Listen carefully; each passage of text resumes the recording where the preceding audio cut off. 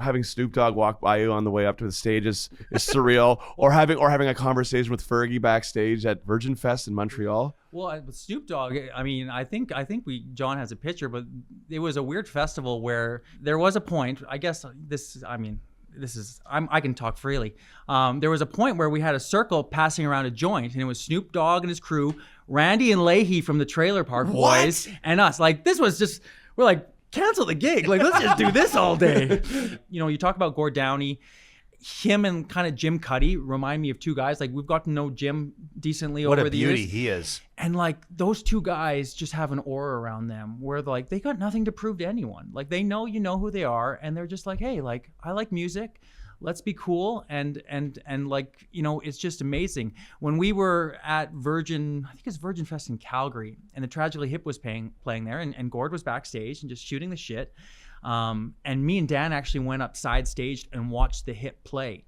And there was a moment in the set where before the song, Gord dedicated a song to 10-Second Epic. Wow. And I turned to Dan and we were just like, that's bucket list. Because like you said, Canadiana, Tragically Hip, that was pretty cool. Also cool about that show, they had like 30 mic stands side stage because they knew Gord was going to go through like 25 of them.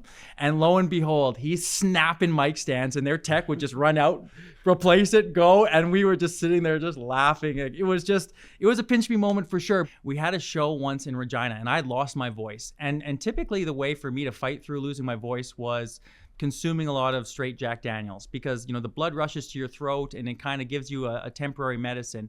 So we get on stage that night, and I wasn't really tracking it, but I ended up drinking an entire bottle of Jack Daniels on stage during our 45-minute set. Wow.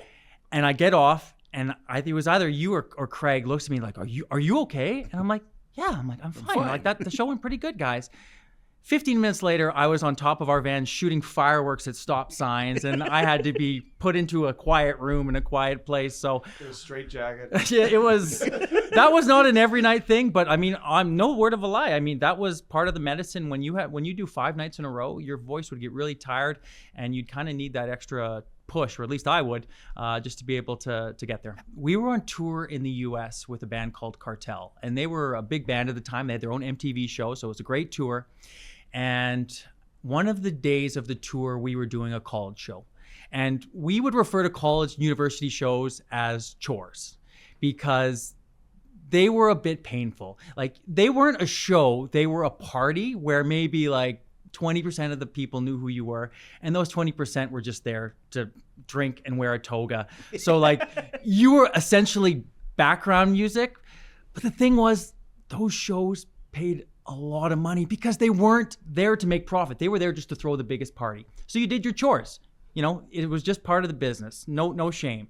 So we were in Springfield, Ohio, and it was like this all-day big festival for the university. So we had to roll in really early to do sound check, and it was almost the size of Kingsman Park in terms of magnitude, like this big quad, giant stage. Show gets started at about noon, and there's about 9 people watching, and we're not playing for another 9 hours. So we decide, okay, well, we got to kill some time. So on the way in, we drive past all of the sorority and fraternity houses, and these people are already getting wild. So we decide we're going to go up there. We're going to spend the afternoon there before we have to play. So we grab a case of beer, park our van in front of one of the houses, and all of a sudden there's someone on the roof wearing a leather jacket with a megaphone, making fun of how tight our pants are and why we're wearing black hoodies when it's 80 degrees Fahrenheit out. And I'm thinking, this is a terrible idea. We're not doing this. But our tour manager's like, no, we're doing it. Walks across the street, talks to the frat leader. They say, yeah, come on in. And we spend the afternoon there. It's great. Have so much fun with people. We let them know that we're the band on tour with Cartel.